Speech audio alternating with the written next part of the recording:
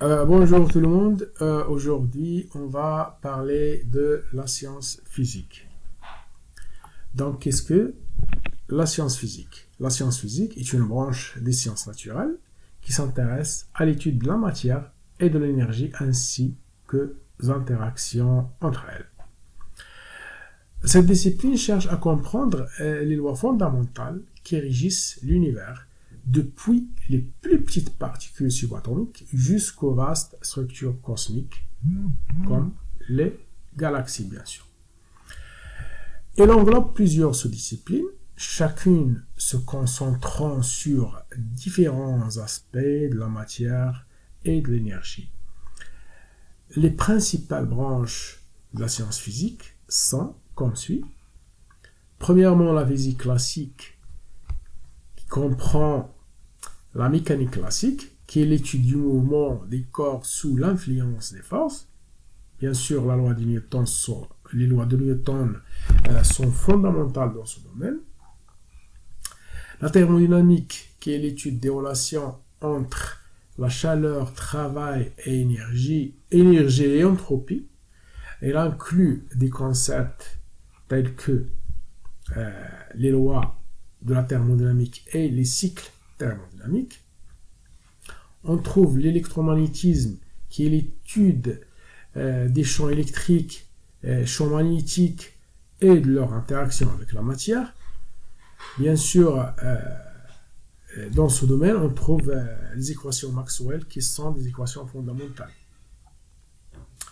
L'optique, qui est l'étude de la lumière et de ses interactions avec la matière, incluant des phénomènes tels que la réfraction, réflexion et diffraction.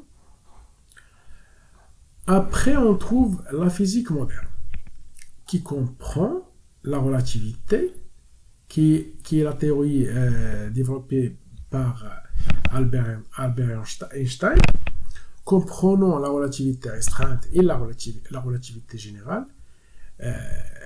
Toutes les deux décrivent le comportement de la matière et de l'énergie à des vitesses proches de celles de la lumière et dans des champs gravitationnels forts. La mécanique quantique, qui étudie des phénomènes physiques à l'échelle atomique et subatomique, où les comportements, bien sûr, des particules ne peuvent pas être décrits par les lois de la mécanique classique. On trouve la physique des particules, qui est une branche qui étudie les constituants fondamentaux de la matière et leur interaction. On trouve la physique des matériaux dans la troisième place, qui est l'étude des propriétés des matériaux solides, liquides et gazeux, ainsi que des transitions de phase entre ces états. Cela inclut la compréhension des propriétés mécaniques, électriques, thermiques et magnétiques des matériaux. On trouve l'astronomie, ou bien l'astrophysique, qui est l'étude de l'univers et de ses comportements, y compris les étoiles, les planètes, et les galaxies et le cosmos dans son ensemble. Le cosmos dans son ensemble, ça veut dire l'univers dans son ensemble.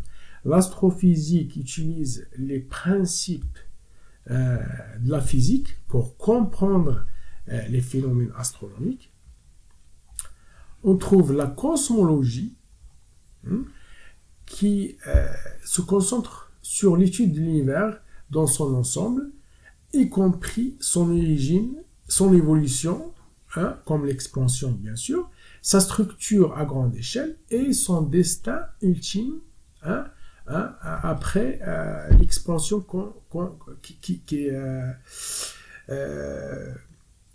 après l'expansion, bien sûr, l'expansion durant le temps. D'accord. La physique appliquée.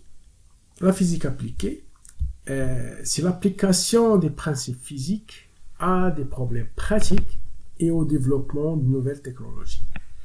Cela inclut des domaines tels que la physique médicale, l'ingénierie et la physique des semi-conducteurs. on trouve la physique théorique.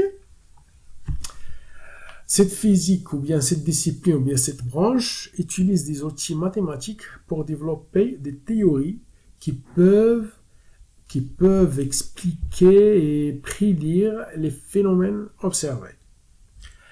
Les physiciens théoriciens créent des modèles pour décrire les comportements de la matière et de l'énergie. Et ces modèles sont ensuite testés expérimentalement. Bien, maintenant on va voir les concepts fondamentaux. On trouve l'énergie, qui est la capacité de faire du travail. Donc, elle peut exister sous différentes formes, telles que cinétique, potentielle, thermique, chimique, nucléaire et électromagnétique. On trouve la matière, tout ce qui possède une masse et occupe un espace, c'est de la matière. Et elle est constituée de particules fondamentales, telles que les quarks et les leptons.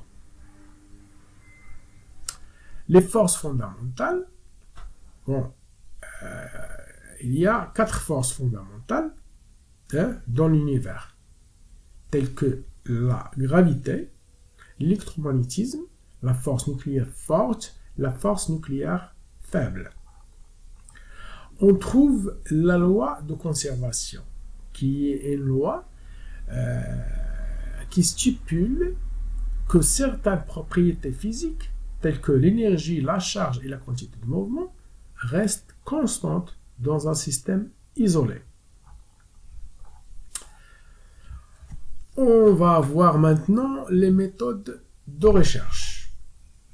La science physique utilise une variété de méthodes pour explorer et comprendre le monde naturel, telles que l'expérimentation.